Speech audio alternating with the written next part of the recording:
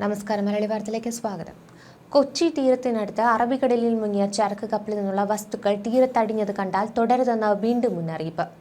അടുത്തു പോകരുതെന്നും ഉടൻ തന്നെ 112 എന്ന നമ്പറിലേക്ക് വിളിച്ചറിയിക്കണമെന്നും ദുരന്ത നിവാരണ അതോറിറ്റി മുന്നറിയിപ്പ് നൽകി. കപ്പലിൽ നിന്ന് ഉൾക്കടലിലേക്ക് 6 മുതൽ 8 കണ്ടെയ്നറുകൾ വരെ വീണതായാണ് വിവരം. കണ്ടെയ്നർ കണ്ടാൽ കുറഞ്ഞത് 200 മീറ്ററെങ്കിലും മാറി നിൽക്കാൻ ശ്രദ്ധിക്കണം. കൂട്ടം കൂടി നിൽക്കരുത്. അധികൃതർ വസ്തുക്കൾ മാറ്റുമ്പോൾ തടസ്സം സൃഷ്ടിക്കരുത്. ദൂരെ മാറി നിൽക്കാൻ ശ്രദ്ധിക്കണം. പൊതുജനങ്ങളും മാധ്യമപ്രവർത്തകരും പ്രത്യേകം ശ്രദ്ധിക്കണമെന്നും ദുരന്ത നിവാരണ authority member secretary Shekhar Kuriakose പറഞ്ഞു. മലിനീകരണ നിയന്ത്രണ ബോർഡും പോലീസും കോസ്റ്റ് ഗാർഡും ആവശ്യമായ നടപടി സ്വീകരിച്ചു. ഇത് എന്ത് തരത്തിലാണ് മനുഷ്യന് അപകടകരമാവുന്നത് എന്ന് ഇപ്പോൾ അറിയില്ല. തീരം നിരീക്ഷിക്കണമെന്ന് പോലീസിന് നിർദ്ദേശം നൽകിയിട്ടുണ്ട്. എല്ലായിടത്തും സംവിധാനങ്ങൾ എത്താൻ സാധ്യതയില്ലാത്തതിനാലാണ് പൊതുസമൂഹത്തോടും പറയുന്നതെന്ന് ശേഖർ കുര്യാക്കോസ് വ്യക്തമാക്കി.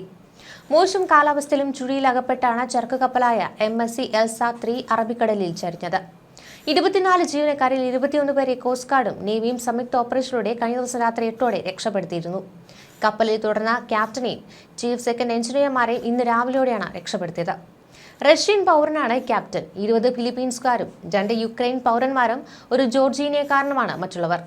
കൊച്ചി തീരത്തു നിന്ന് 30 നോട്ടിക്കൽ മൈൽ അകലെ തെക്കു പടിഞ്ഞാറായി ഇന്നലെ ഉച്ചയോടെയായിരുന്നു ഈ സംഭവം. കപ്പലിൽ നിന്ന് പുറത്തേക്കെത്തിയ കണ്ടെയ്നറുകൾ കൊല്ലം ആലപ്പുഴ തീരത്തെത്താനാണ് സാധ്യത കൂടുതലെന്ന് ദുരന്ത നിവാരണ അതോറിറ്റി പറയുന്നു. തിരുവനന്തപുരം തീരത്തെത്താനുള്ള വിദൂര സാധ്യതയുമുണ്ട്. ആലപ്പുഴ, അമ്പലപ്പുഴ, ആറാട്ടുപുഴ, കരുനാഗപ്പള്ളി എന്നീ തീരത്തുള്ളവർ ജാഗ്രത പാലിക്കണമെന്ന നിർദ്ദേശമാണുള്ളത്. ഇന്ന് ഉച്ചയോടെ കണ്ടെയ്നറുകൾ തീരത്തേക്ക് അടിഞ്ഞേക്കും. കടലിൽ ചെറിയ MSC എൽസ 3 എന്ന ലൈബീരിയൻ കപ്പൽ പൂർണ്ണമായി മുങ്ങിയതോടെ അതീവ ജാഗ്രതയിലാണ് അധികൃതർ. കണ്ടെയ്നറിലെ രാസവസ്തുക്കൾ കടൽ ജലത്തിൽ കലർന്നാലുള്ള സാഹചര്യം നേരിടാനുള്ള തയ്യാറെടുപ്പിലാണ് നാവികസേനയും കോസ്റ്റ് ഗാർഡും സംസ്ഥാന ദുരന്ത നിവാരണ അതോറിറ്റി. കണ്ടെയ്നറിലെ ഇന്ധന രൂപത്തിലുള്ള അവശിഷ്ടങ്ങൾ കടലിൽ പറന്നാൽ അത് ജലജീവികളെയും കടലിലെ ആവാസ വ്യവസ്ഥയും സാരമായി തന്നെ ബാധിക്കും. കപ്പൽ പൂർണ്ണമായി മുങ്ങിയതിനാൽ ബങ്കർ ഫ്യൂവൽ കടലിൽ ഏതാണ്ട് 2 നോട്ടിക്കൽ മൈൽ ചുറ്റളവിൽ വ്യാപിച്ചുവെന്നാണ് ലഭിക്കുന്ന വിവരം. കണ്ടെയ്നറിൽ നിന്ന് ഇന്ധനം കടലിൽ പടർന്നതിന് ഇതുവരെ തെളിവുകൾ ലഭിച്ചിട്ടില്ലെന്ന് ഹൈദരാബാദ് ആസ്ഥാനമായ ഇൻകോയിസിലെ മുതിർന്ന ശാസ്ത്രജ്ഞൻ TM ബാലകൃഷ്ണൻ ഒരു മാധ്യമത്തോട് പ്രതികരിച്ചു. ഉപഗ്രഹ ദൃശ്യങ്ങളിൽ ഇക്കാര്യം വ്യക്തമാണ്.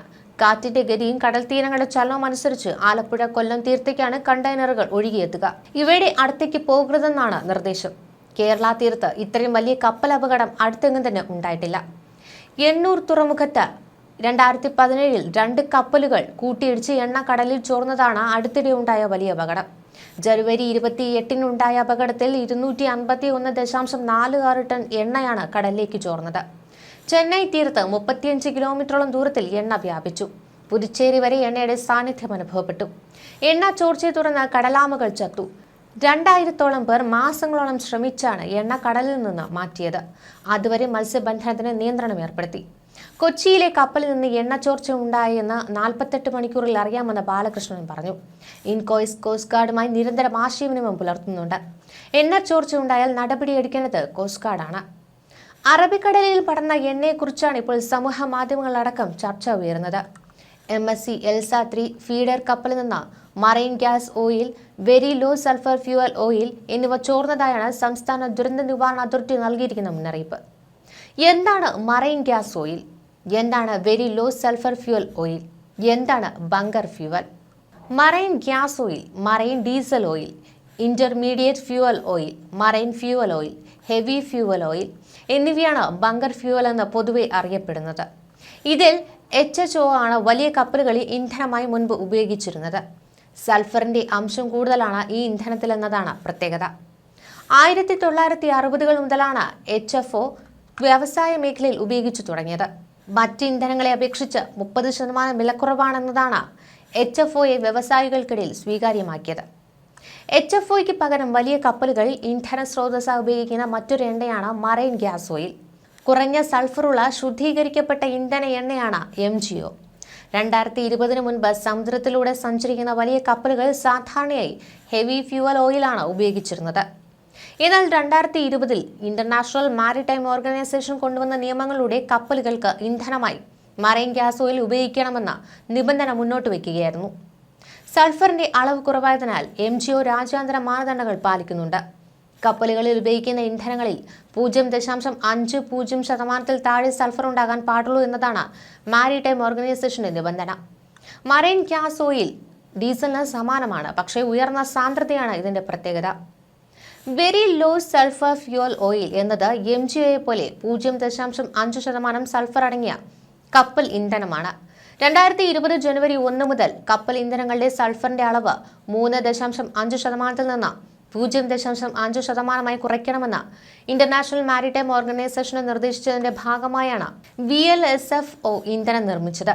ഉയർന്ന സൾഫർ അടങ്ങിയ ഇന്ധനങ്ങൾ വായു മലിനീകരണത്തിനും ശ്വസന പ്രശ്നങ്ങൾക്കും കാരണമാകുമെന്നും കപ്പലുകളിൽ നിന്നുള്ള സൾഫർ ഓക്സൈഡ് പുറന്തള്ളൽ കുറയ്ക്കുക എന്നതും ലക്ഷ്യമിട്ടാണ് VLSFO ഇന്ധനം ഇന്റർനാഷണൽ മാരിടൈം ഓർഗനൈസേഷൻ മുന്നോട്ട് വെച്ചത്.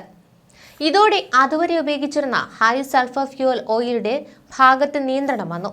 സൾഫർ പുറന്തള്ളൽ മാനദണ്ഡങ്ങൾ പാലിക്കണമെങ്കിൽ കപ്പലുകൾക്ക് ഇതോടെ VLSFOയിലേക്കോ MGOയിലേക്കോ മാറേണ്ടി വന്നു. എന്നാൽ MGO ഇന്ധനം കൂടുതൽ ശുദ്ധീകരിക്കപ്പെട്ടതാണ്, അതുകൊണ്ട് വിലയും കൂടുതലാണ്. VLSFOയുടെ ഇന്ധനക്ഷമത വില കൂടിയ MGOയേക്കാൾ കുറവാണ്. ഇതിനിടെ ആയുധങ്ങൾ സൂക്ഷിക്കുന്നതെന്ന് കരുതുന്ന ചെറിയ ലോഹനിർമ്മിത പെട്ടി കടപ്പുറം തൊട്ടാപ്പ് കടപ്പുറത്ത് കരയ്ക്കടിഞ്ഞു. കടലിൽ വലവീശി മീൻ പിടിക്കുന്ന മത്സ്യത്തൊഴിലാളികളാണ് ബോക്സ് കണ്ടെത്തിയത്. തിരയിലെത്തിയ ബോക്സ് തീരത്തടിയുകയായിരുന്നു. മത്സ്യത്തൊഴിലാളികൾ പോലീസിനെയും കടപ്പുറം മുനക്കക്കടവ് തീരദേശ പോലീസിനെയും വിവരം അറിയിച്ചു. 1.5 അടി വീതിയും 1 അടിയോളം നീളവുമുള്ള ചെറിയ ബോക്സാണ് കണ്ടത്. കോസ്റ്റൽ പോലീസ് സ്റ്റേഷനിൽ പെട്ടി സൂക്ഷിച്ചിട്ടുണ്ട്. നേവി, കോസ്റ്റൽ പോലീസ് ഹെഡ്ക്വാർട്ടേഴ്സ് എന്നിവരെ വിവരം അറിയിച്ചു. വലിയ കപ്പലുകളിൽ സുരക്ഷാ വിഭാഗം ഇത്തരത്തിലുള്ള ബോക്സുകൾ ഉപയോഗിക്കാറുണ്ടെന്ന് പറയുന്നു. റൈഫിൾ തിരകൾ സൂക്ഷിക്കുന്ന ബോക്സാണെന്നും ഉപയോഗശേഷം ഉപേക്ഷിച്ചതാകാമെന്നും പോലീസിന്റെ നിഗമനം. ബോക്സ് തുറന്ന് പരിശോധിച്ചിട്ടില്ലെന്നാണ് പോലീസ് അറിയിച്ചിട്ടുള്ളത്. ന്യൂസ് ഡെസ്ക് മലയാളി വാർത്ത.